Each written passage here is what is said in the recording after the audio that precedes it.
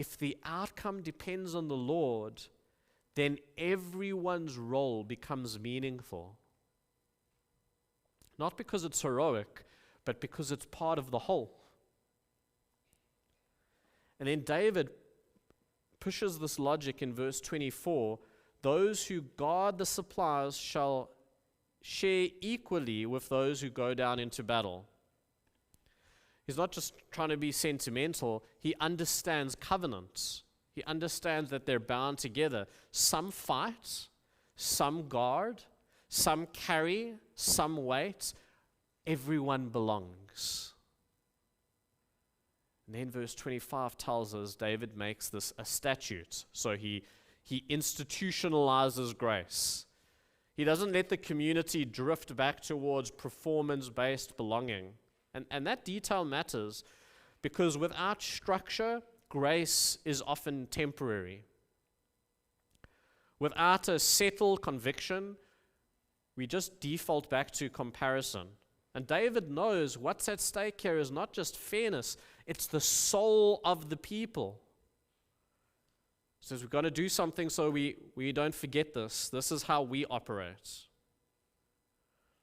And this should speak powerfully to us. You know, we live in a moment where our identity is fragile and we're constantly negotiating our status. And people are exhausted from having to prove their worth again and again.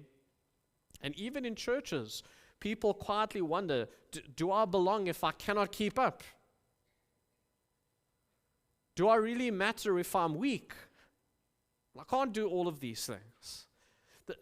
This text answers that question not with an abstract idea, but with a policy, an embodied policy. You share alike. Not because everyone contributes the same way, but because everyone is upheld by the same mercy, the same grace.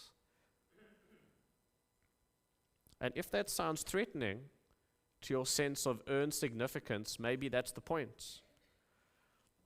Because the idol that this text is addressing is not laziness, it's self-justification.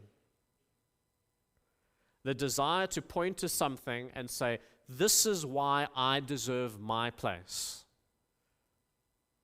But David cuts through that with this, when he says, this is what the Lord has given us. That sentence that humbles the proud and it lifts up the weary at the same time. It tells the strong, listen, your strength is not the source. And it tells the weak, your weakness is not the end. And it invites all of us into a community that's shaped not by comparison, but by gratitude. This is what the Lord has done.